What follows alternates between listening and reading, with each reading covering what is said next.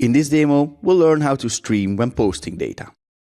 Let's add a new method, postPoster with stream.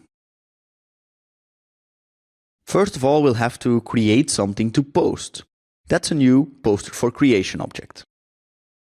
It has name and bytes properties. So we generate some random bytes and new up a poster for creation object. Nothing special about that.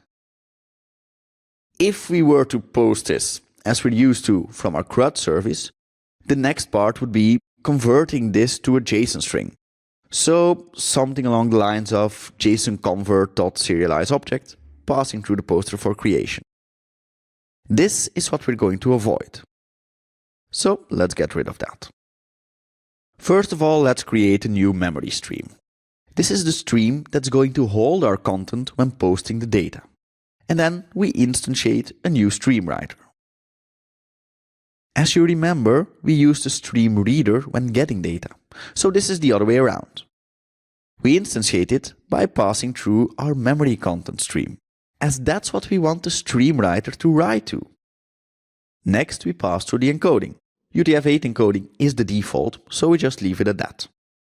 And then we pass through the buffer size. 1 kilobyte is the default, so we pass through 1024 in bytes. The higher the size of the buffer, the more memory will be required. So you can play a bit with this, but as you remember, it's a module on performance and memory use.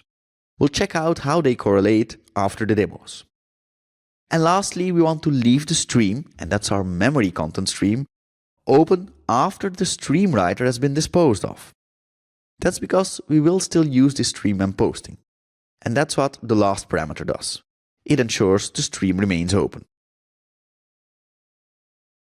After that, we wrap the stream writer in a new JSON text writer from JSON.NET and serialize using a JSON serializer.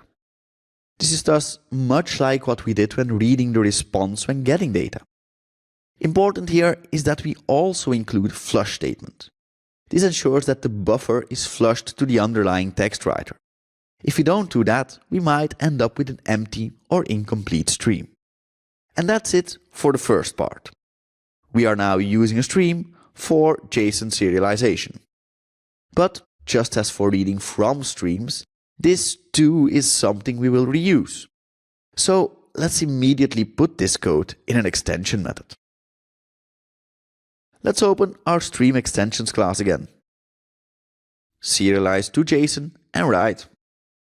We're still working on a stream, and we pass through the object we want to serialize and write to the stream.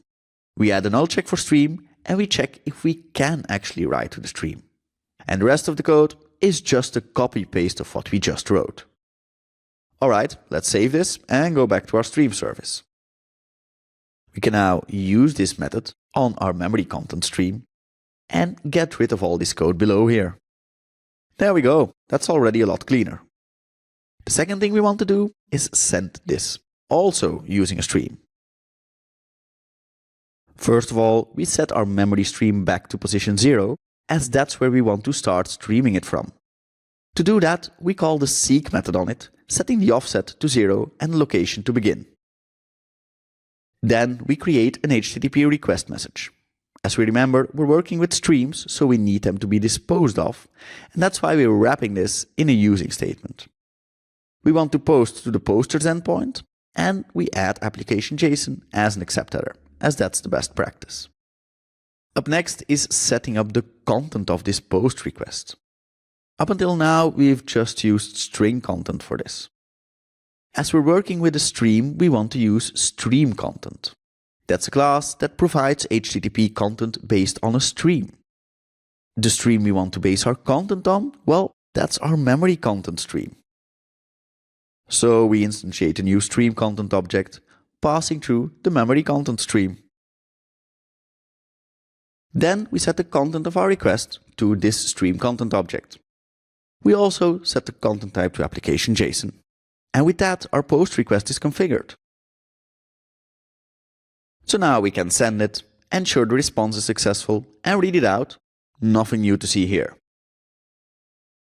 Let's clean this up a bit. Set a breakpoint after we have our poster object, and let's make sure we call this method when we run our application.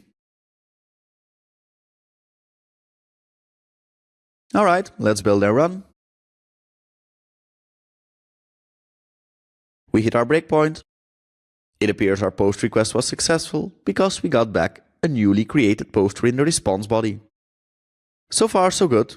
Doing this when updating follows the same principles. Yet something is still a bit off about this code.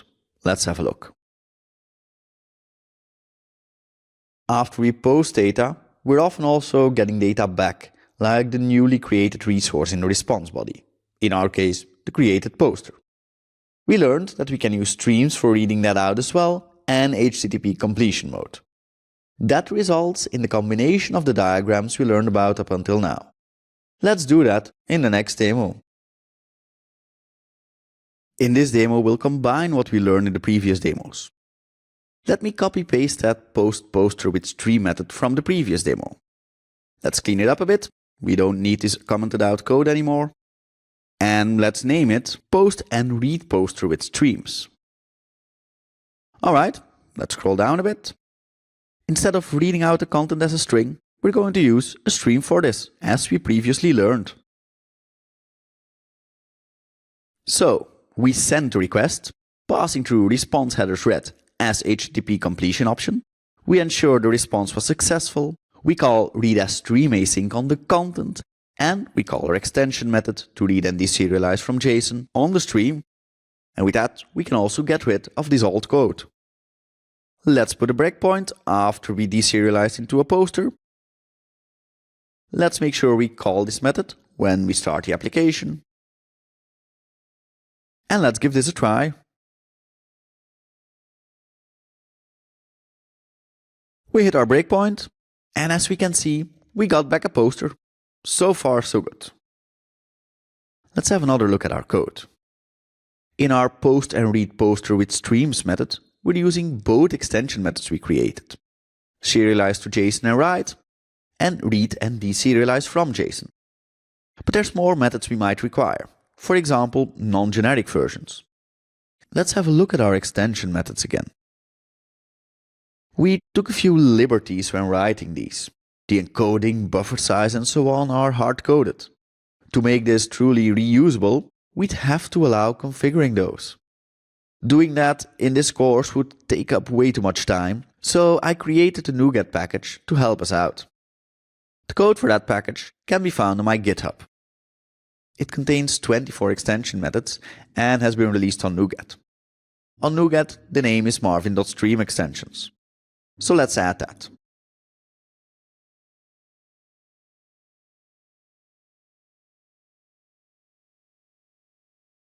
Alright, let's install it. Let's comment out the stream extension methods. And let's open the stream service again. Let's add a using statement. And let's have a look at our post poster with stream method. You can see that we still have that serialize to JSON and write method, but this time it's coming from the marvin.streamExtensions package. We'll also see that there's a lot more extension methods available to us now.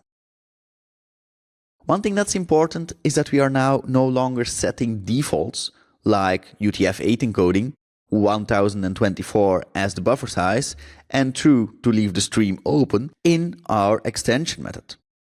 We need to pass this through. So we pass through UTF-8 encoding, 1024 and true. And we do the same in our post and read poster with streams method.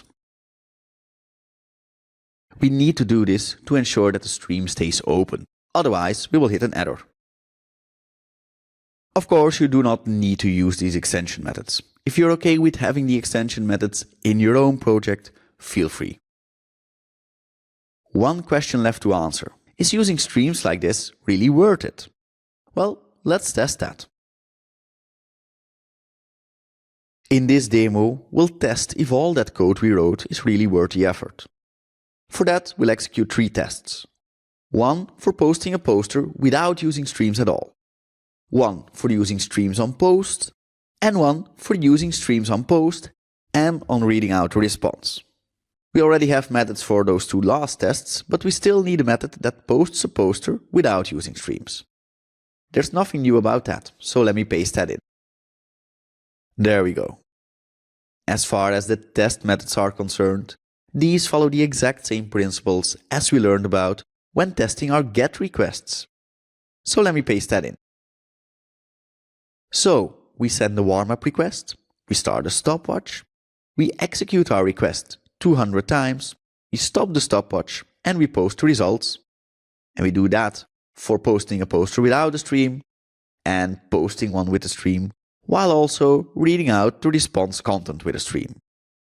Lastly, let's make sure we call these tests. So we scroll up to the run method and we call these three methods. Alright, let's give that a try.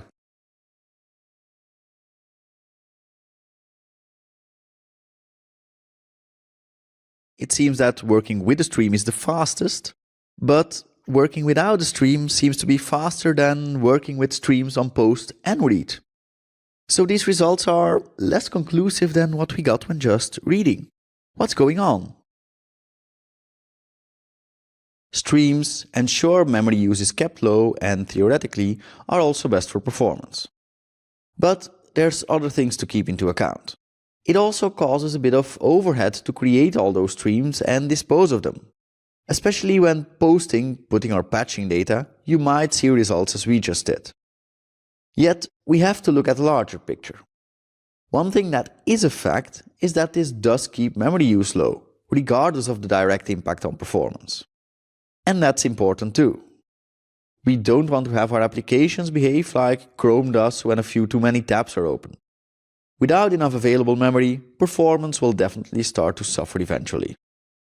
And there's more. When there are too many objects or large objects allocated, it takes more time for the framework to do its garbage collection. And garbage collection is one of the reasons applications can become slow. So, to keep performance consistently good, minimizing memory use is a good idea. So, what I would advise is to always use streams when reading data, just as we did. And if you're dealing with large files or requests to post, use streams as well, if only for the positive impact on memory use. If you're not sure, run tests like we just did, so you know what to do. There's one more thing we can do to improve performance. We can compress our data. Let's have a look at that.